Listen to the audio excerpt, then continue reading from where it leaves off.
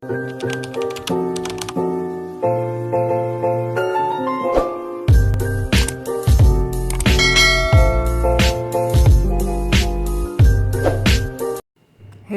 mga kamanay, magandang hapon, magandang gabi, magandang umaga all over the world.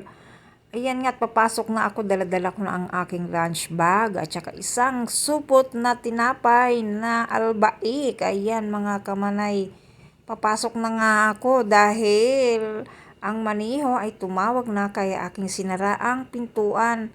O ayan, 'di ba? Dala-dala ko ang isang balot na tinapay para sa mga babae doon sa salon. Ayan, madilim pa, palabas na ng pinto.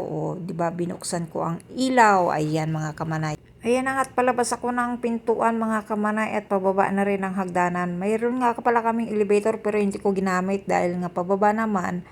Wala namang problema kahit na hagdan lang ako kasi pababa. Pwera na lang kung paakyat, talagang hihingalin akong mag-akyat dahil nga nasa third floor kami.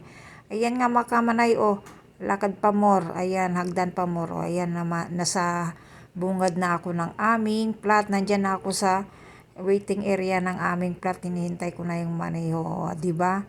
Paglabas. Ayan nga't dumating na ang maniho mga kamanay at kami nakarating na ng salon. Ayan, Video muna ako habang wala pang client. Ayan mga kamanay. Ayan nga kami habang wala pang client, nagkikwentuhan kami. Yung isa may dala-dala pang pineapple.